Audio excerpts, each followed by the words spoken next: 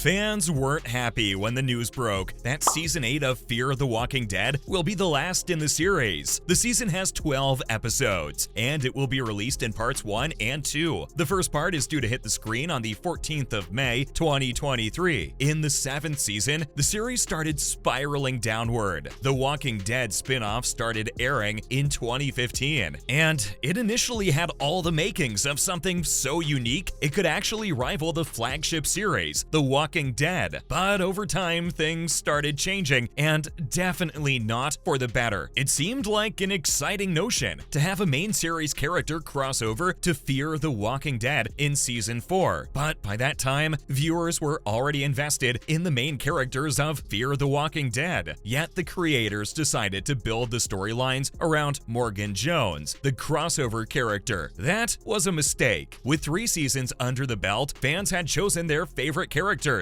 and when this new character came in and stole the storylines, fans didn't respond well. The biggest problem was that many fans never watched The Walking Dead, so they had no attachment to Morgan Jones. With the final season now on the horizon, many fans have listed story arcs and storylines they would like to see. Bear in mind that there are only 12 episodes, and then there is the time jump in the second half of the season, so it seems like an impossible task to wrap up all the storylines. The one thing fans want across the board, or putting on their wish list, is a happy ending for Sherry, played by Christine Evangelista, and Dwight, played by Austin Emilio. They also came across from the main series, but their storyline wasn't immediately prominent, not like Morgan Jones, at least. Toward the end of Season 7, the couple discovers they're pregnant, and their primary mission becomes finding a safe place to have and raise the child. After everything they endured under Negan, a bad guy masterfully played by Jeffrey Dean Morgan, this couple deserves a proper and wholesome happy ending. Madison Clark, played by Kim Dickens, is back in Season 8, and fans are hoping to see a lot of her. She was presumed dead for years, but returned in the final episode of Season 7. Fans are also saying it is about time Morgan finds out what happened to Rick Grimes, played by Andrew Lincoln in The Walking Dead. Morgan's original storyline began with Rick in the earlier seasons of the main series, so it is only fair that the two stories come together before everything is over. The creators should at least slip in a mention of Rick's name. The one thing that comes in at or near the top of most wish lists is a reunion between Madison and her daughter Alicia. This duo was split up at the end of Season 7. There are also a couple of really confusing things in Season 7, and these should be taken care of in Season 8. So the final season has some explaining to do. For instance, Season 7 picks up with an episode titled The Beacon. It takes place a few months post the Season 6 nuclear explosions. This episode's focus is almost entirely on the current whereabouts of Victor Strand, and this happens with the help of a short-lived character, Will. The episode ranked high in the fear stakes, which is perfect for a season opener, but it also presents a whole bunch of confusing and curious details that Season 8 will have to address. A couple of these are related to the plot, and some are more about the characters. The last season left us wondering about all the gas masks. Where did they come from? If you watched The Walking Dead, you'll remember how the original characters went out to explore abandoned buildings. Nowhere did they find trunks full of fully functional gas masks. Oh no, they returned with drinks, food, and medical supplies. So we ask again, where did all the gas masks come from? Just before the nuclear fallout hits, everyone in the show suddenly has a gas mask handy. At first glance, it may not sound all that far out, but come on. Unconnected groups suddenly have access to exactly the same protective gear at precisely the moment they need it. That doesn't play. Then, have you noticed all the horses in Fear the Walking Dead seem to be immune to radiation? It would be rather cool to see a horse wearing a gas mask coming over the crest of a hill in full gallop. Talk about the 4 horses of the apocalypse. The characters in the last season ride around in areas red hot with radiation, yet their steeds suffer no consequences. We also wonder why Will wasn't already making the lighthouse his main shelter. We could see Will wasn't living a great life even before we learned his name. He was was making his bed in vans and other primitive settings. Later on, he ushers Strand to this ultra-safe lighthouse and tells him that it is the perfect shelter. Logic says the lighthouse should have been cleaned up by that time, and at the very least, full of Will's stuff. Why didn't the penny drop for him earlier? And speaking of Fallout and related things, why in the world did the characters in Fear the Walking Dead remain in the Fallout zone? With a few months between the end of Season 6 and the start of Season 7, one would have thought the characters would have had enough time to put proper distance between them and the areas affected by the nuclear bombs. The land is plentiful, as are abandoned buildings. Surely this would also be at their disposal away from the deadly regions. Strand even thought that the tower was wrecked by the blast, and this in itself means it is way too close for comfort to the affected areas. It makes no sense that Will, the expecting Grace and Morgan, or any of the other characters would risk their lives by remaining in the hazardous yellow haze instead of moving out of state. Then, we also need to learn more about the reasons Will was ousted from Alicia's group. He didn't do much in the Beacon. Sure, his ousting was an effective foreshadowing of things to come, but after his death, there was no exposition of this plot hole. It is more than possible that Will could return in flashback scenes, and if that is the case, the story may be fleshed out in Season 8. That would be a lot better than us simply getting fed the info through discussions between other characters. Alicia's wall painting confused us all, but there was a bigger mystery in that government location. Of course, it was the note Alicia left for Will. It contained only one word, Padre, and it was written rather bizarrely. Will seemed to understand its meaning, and we were probably meant to buy into the storyline that Alicia still had his back at that point, even though he'd been booted from her group. Instead of leaving him a proper, useful message, she leaves something cryptic. What's the use of that? She might as well have painted the word Padre on a wall. It would have been quicker and easier and harder to miss. The whole Walking Dead franchise is known for nuanced villains, so we can understand that Strand has a sort of my way or the highway disposition. He is offering his people truly enviable lives after all, but what the heck was behind the Beacon drawing more walkers? Clearly, the tower isn't self-sufficient, at least not for an extended period. Supply runs will be necessary, so this horde of walkers just puts everyone in danger. It's always great to start a season with unanswered questions, but with Season 8 being the series finale, there is added pressure to tie up all the loose ends, and it remains to be seen if the creators can meet fans' expectations by the time Fear the Walking Dead comes to an end.